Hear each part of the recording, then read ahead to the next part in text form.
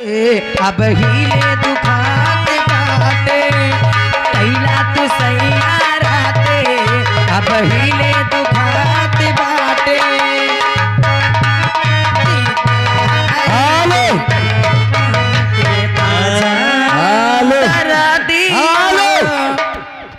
और रागा श्रीमान हमारे गोलू भैया यानी फुलवा महो ट्रक ड्राइवर उनकी ओर से 21 रुपए आ रहा है और गीत मांग रहे हैं। अरे राही चलो यार बोले दे हो कि नहीं तो महिल भर होगा। अब गीत मांग रहे हैं 100 साल पहले हमें तुमसे प्यार था। लीजिए कहना है 100 साल पहले हमें तुमसे प्यार था, जिया बेकरार था, आज भी है और कल भी रहेगा। 100 साल पहले हमें तुमसे प्यार था, जिया बेकरार था, आज भी है और कल भी रहेगा। रह जा और आप ही कौन है? एक छोटी सी बच्ची 9-10 साल की जिनका नाम है श्रीमती अंशिका देवी, जयराम के पुरवा डिस्ट्रिक्ट फतेहपुर। अच्छा, उनकी तरफ से 10 रुपए रागनी रानी के लिए जी और 10 रुपया वो बुलडोजर के बारे यानी 20 रुपया स्पेशल देती है। वो सामने बैठी है और उनके और गीत अपने मन पसंद उनको सुना उनके लिए कहना कहेरी से। और राजा श्रीमान हमारे अखिलेश भैया ग्राम सभा रेहरा थे, उनकी ओर से 11 रुपए आ रहा है और मैडम जी गीत मांग रहे हैं क्या राई वाला। आइए इससे पहले उनके लिए कहेरी से कहना दीदी जी के लिए कैसे? अरे छोटे का देवरबा हरी बड़ा लिखे लागे लहुरा देवरबा हरी बड़ा लिख लागे जहाँ पठाओ हुआ जाए गुड़िया जहाँ पठाओ हुआ जाए।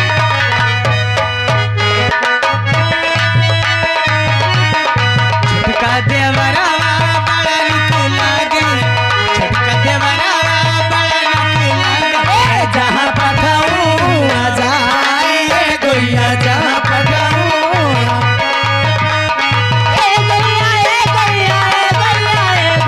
जहाँ पठाओ हुआ जाए गोया जहाँ पठाओ हुआ जाए।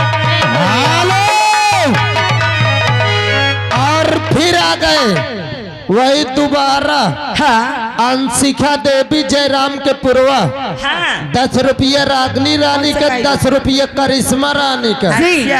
कौनो बेहतरीन सा गाना सुनाओ। बेहतरीन कहे दे फरमाइश।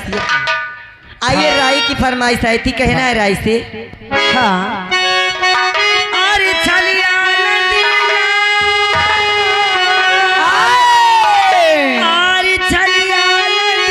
अरे छलिया हाँ और इनसे बची रही हो राधिका नार छलिया इनसे बची रही हो राधिका नार छलिया ललीला।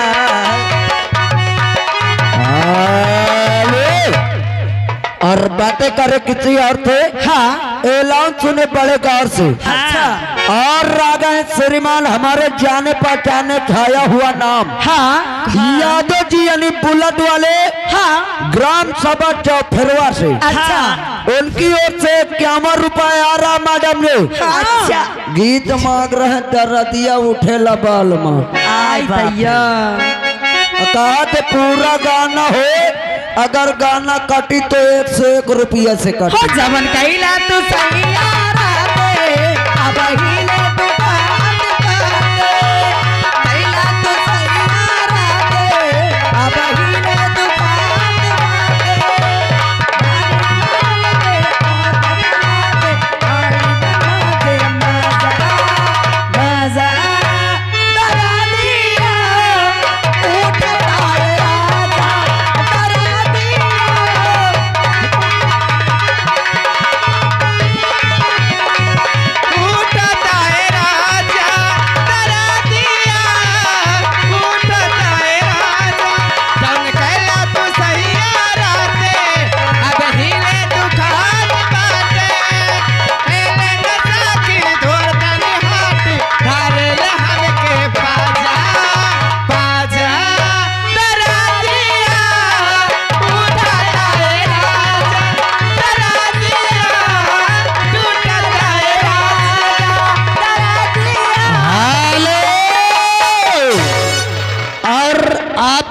श्रीमान अहमदपुर आंडा अचाकापुर से जोकर हाँ 11 रुपये देते करिश्मा जी।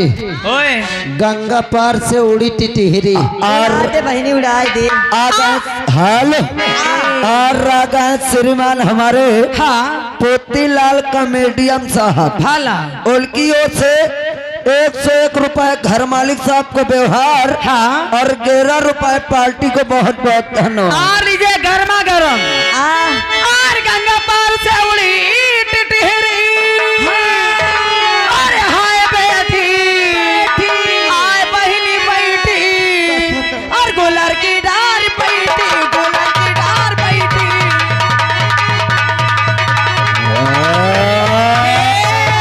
और साथ ही साथ आ गए फिर कौन आ गए? लाउंज सुने गौर से बातें करें किसी और से। हाँ आप हैं कुलदीप सर्कस वाले अचाकापुर निवासी। अच्छा कुलदीप राजपूत सर्कस वाले अचाकापुर निवासी। अकाचापुर वाले। हाँ 11 रुपये दे थे भाला।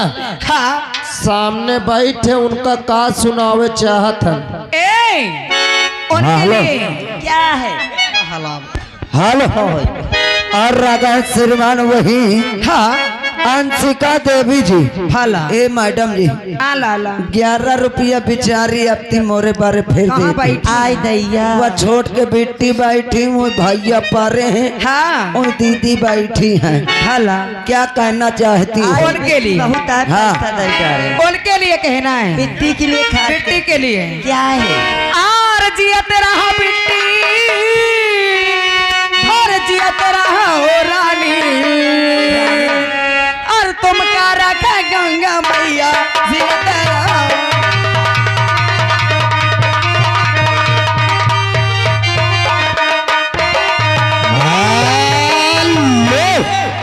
और फिर आ गए अहमदपुर अचाकापुर से जोकर की तरफ से 10 रुपए आ रहा है। हाँ ए मैडम जी लाला गाना लगाओ मैंने तुझे चाहा तूने चाहा किसी और को। और फरमाइश से कहना है मास्टर जी। आप कैसे कहना है मास्टर जी?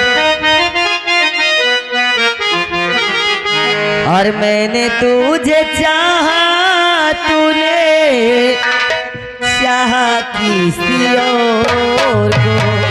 मैंने तुझे चाहा तूने चाहा किसी और को।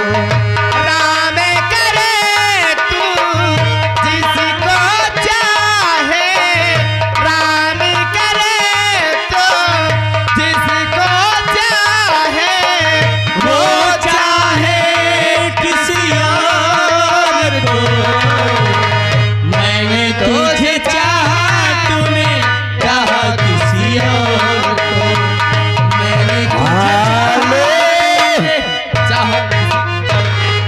करिश्मा रानी जी लाला ये देखो फिर आ गए को आएंगे वही अंशिका बेटी की यानी मम्मी जी। हाँ अच्छा उनकी ओर से 10 रुपए आपके लिए दे रहे हैं। अच्छा जी 10 रुपए हमारे श्रीमान शुक्ला जी हमको दे रहे हैं। हाँ। मैं भी उनके लिए कहती हूँ कि जब तक रहे गंगा जमुना में पानी जब तक रहे गंगा जमुना में पानी तब तक रहे अंशिका बिट्टी की जिंदगानी।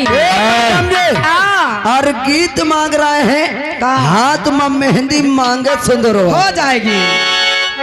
हेलो और आप हैं श्रीमान राम विशाल कमालपुर निवासी। राम विशाल कमालपुर निवासी साहब की ओर से 21 रुपए का सम्मानित पुरस्कार पार्टी हार्दिक स्वागत करते और कहते बेहतरीन गीत सुनाएंगे। और हाथ में मेहंदी मांगे सिंदूर बर्बादी का झरना हो गईला बर्बादी का झरना।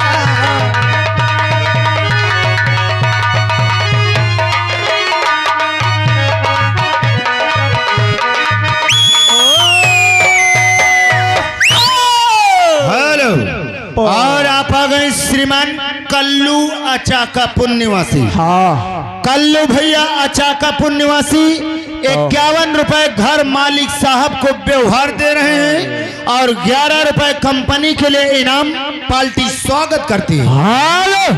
और इसी गीत पे बेहद खुश होकर फिर आ गए अंशिका देवी। हे मैडम जी, अंशिका देवी जी की ओर से 11 रुपए आ रहा है। आई भैया कहती हैं ये गीत पूरा होना हो चाहिए। जाएगी। हाथ में मेहंदी मांग सिंदूरवा बर्बादी बजरवा हो गया। हाथ में मेहंदी मांग सिंदूरवा बर्बादी बजरवा हो गया। बारे बलम मोहे नींद न आवे, बारे बलम मोहे आसी जाने जग में सवेरा हो गया।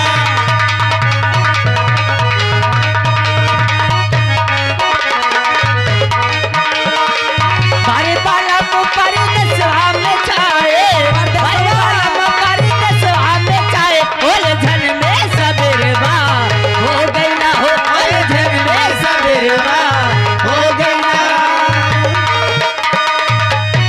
हर बार पलम पर दसवा में छाए, और उलझन में सबेरवा हो गई ना। आई भैया हाँ भैया हर बार बलम पर दसवा में छाए, और उलझन में सबेरवा हो गया।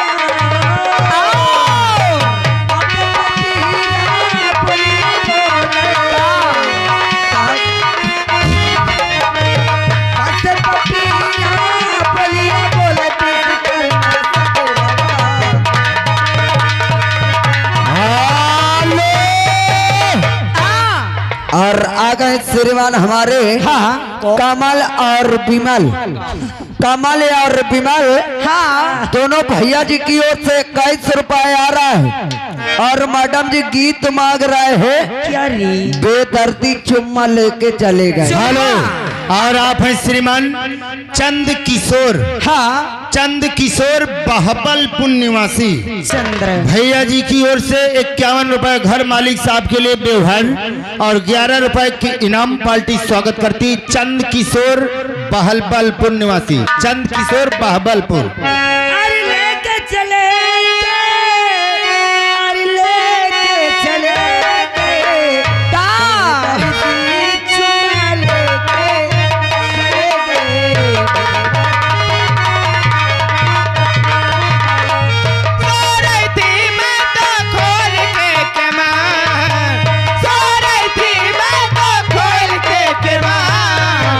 बेदर्दी चुमा लेके चले गए, बेदर्दी चुमा लेके चले गए।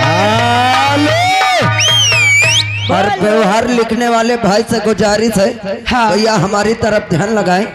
और आ गए श्रीमान हमारे पंडित भैया यही अचाकापुर से जी, उनकी ओर से ये 50 रुपए घर मालिक साहब को व्यवहार और 11 रुपए हमारे पार्टी को बहुत बहुत धन्यवाद। और इसी के साथ साथ आ गए हमारे श्रीमान रामू अचाकापुर निवासी।